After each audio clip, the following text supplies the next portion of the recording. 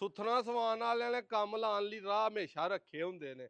ਅਕਸਰ ਬੰਦਿਆਂ ਰਾਬਤਾ ਕੀਤਾ ਨੈਟ ਤੇ ਕਿ ਨਾਦਰ ਭਾਈ ਮੱਝਾਂ ਤੁਹਾਡੀਆਂ ਨਾ ਮਹਿੰਗੀਆਂ ਹੁੰਦੀਆਂ 10 ਲੱਖ ਦੀ 12 ਲੱਖ ਦੀ 15 ਲੱਖ ਦੀ। ਸਾਡੇ ਇਲਾਕੇ 'ਚ ਆਓ ਮੱਝ ਇੱਥੇ 5-6 ਲੱਖ ਦੀ ਬੜੀ ਚੰਗੀ ਲੱਭਦੀ ਹੈ। ਗਏ ਆ ਉੱਥੋਂ ਇੰਜ ਦੀਆਂ ਮੱਝਾਂ ਲੱਭਦੀਆਂ ਨੇ। ਆ ਮੱਝ ਇੱਕ ਤੁਹਾਨੂੰ ਆ ਚਵਾਨ ਲੱਗਾ, ਮੱਝ ਕਰਮ ਵਾਲੀ ਦੇ ਕੋਲ ਦੁੱਧ 15 ਕਿਲੋ ਹੈ, ਰੇਟ ਵੀ ਇਹਦਾ 5,90,000 ਹੈ।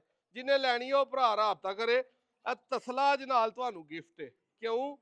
ਬਾਲਟੀ 'ਚ ਝੋਈ ਕੋਈ ਨਹੀਂ ਜਾਣੀ, ਜਾਂ ਤੁਹਾਡੇ ਕੋਲ ਤਸਲਾ ਹੋਏ ਤੇ ਇਹਨੂੰ ਛੱਡ ਜਿਓ, ਨਾਲ ਖੜਨਾ ਹੋਏ ਇਹ ਤਸਲਾ ਤੁਹਾਨੂੰ ਨਾਲ ਗਿਫਟ ਹੋਏਗਾ। ਦੁੱਧ ਵਾਲੀ ਮੱਝ ਮਾਰਕੀਟ ਦੇ ਵਿੱਚ ਦੋਸਤੋ 5.5-6 ਲੱਖ ਦੀ ਅੱਜ ਜਿਹੜੀ ਮੱਝ 13-14-15 ਕਿਲੋ ਦੁੱਧ ਵਾਲੀ ਲੱਭਦੀ ਹੈ ਨਾ, ਉਹ ਲੈਣ ਲਈ ਤੁਹਾਨੂੰ ਨਾਲ ਤਸਲਾ ਲਾਜ਼ਮੀ ਲੈਣਾ ਪੈਣਾ। ਉਰਾ ਬਹੁ ਦੌੜ ਕੇ ਕੱਟਾ ਬੰਨ, ਦੌੜ ਕੇ ਉਰਾ ਥਣ ਕਿਤੇ ਚੁੰਗਦੇ। ਇਹਦੀ ਜ਼ਰਾ ਚਵਾਈ ਵੇਖਿਓ ਕਿੱਡੀ ਕੁ ਮੋਟੀ ਹੈ, ਕਿੱਡੀ ਕੁ ਸੌਖੀ ਹੈ। ਤੇ ਅੱਗੇ ਬਹੁ ਮੱਝ ਦੇ ਨਾਲ ਬੰਨ। ਕੱਟਾ ਵੀ ਵਹਾ ਇੱਧਰ, ਕੱਟਾ ਆ ਕੇ ਤੇਰਾ ਵਹਾ ਦੋਸਤਾਂ ਨੂੰ, ਫਿਰ ਇਹਦੀ ਚਵਾਈ ਕਰਾਉਂਦੇ ਆ।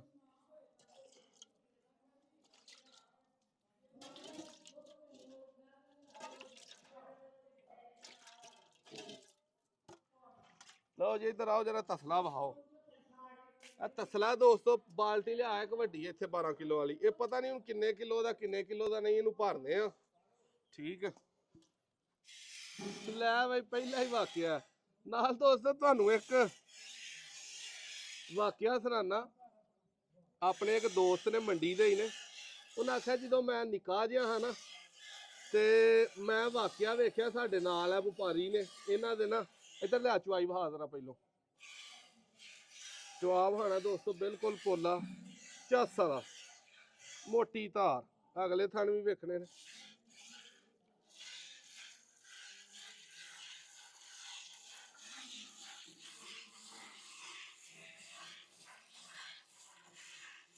ਮਿਸਾਲ ਵੀ ਮੰਡੀ ਦੇ ਵਿੱਚ ਬਣੀ ਹੈ ਉਹਨਾਂ ਦੀ। ਮਿਸਾਲ ਕੀ ਹੈ ਕਿ ਉਹ ਮੱਝ ਹੈ ਇੰਜ ਦੀ ਉਹਨਾਂ ਦੇ ਕੋਲ, ਇਹਦੀ ਤੇ ਧਾਰ ਸੋਹਣੀ, ਉਹ ਛੱਟਾ ਬੜਾ ਜਿਹਾ ਮਾਰਦੀ ਧਰਾ ਬਹੁਤ ਉੱਤੇ ਆ। ਬੰਦਾ ਇੱਕ ਘੋ ਨਾੜੀ ਟੁਰ ਗਿਆ, ਜਿਵੇਂ ਦੇ ਨੈਟ ਤੋਂ ਅਕਸਰ ਦਾਲ ਵਾ ਲੈਂਦੇ ਨੇ ਬੰਦੇ, ਉਹ ਮੱਝ ਲੈਣ ਟੁਰ ਗਿਆ ਤੇ ਮੱਝ ਛੱਟਾ ਵੀ ਮਾਰਦੀ ਤੇ ਇੰਜ ਦੇ ਥਣ ਨਾ ਵਾਵਾ ਲੰਮੇ ਹਨ, ਉਹਦੇ ਇਸ ਤੋਂ ਵੀ ਜ਼ਿਆਦਾ ਲੰਮੇ ਹਨ। ਉਹ ਜਦੋਂ ਮੱਝ ਦਾ ਸੁੱਤਾ ਸਾਦਾ ਹੋ ਗਿਆ ਨਾ ਬੰਦਾ ਚੱਲਾ, ਉਹਨੇ ਆਖਿਆ ਜਾ ਇਹ ਕਰਮ ਵਾਲੀ ਤੇਰੇ ਤਸਲੇ ਹੀ ਭਰੇਗੀ, ਉੱਤੋਂ ਛੱਟਾ ਤੇ ਉੱਤੋਂ ਕੰਮ ਵੱਡਾ। ਬਲਾਲ ਸਾਹਿਬ ਇਹ ਕੀ ਆਈ ਡਰਾਮਾ ਲਾਇਆ ਜੇ ਸਾਡੇ ਨਾਲ? ਚੋ ਦੋਸਤੋ ਬਾਲਟੀ 'ਚ ਵੀ ਕਰਦੀ ਹੈ, ਲੇਕਿਨ ਜੇ ਆਹ ਨਾ ਆਖਿਆ ਹੁੰਦਾ ਤਸਲੇ ਚੋਈ ਜਾਣੀ ਹੈ ਤੇ ਕਮੈਂਟਾਂ 'ਚ ਭਰਾਵਾਂ ਦਾ ਟਾਈਮ ਜ਼ਾਇਆ ਹੋਣਾ ਸੀ।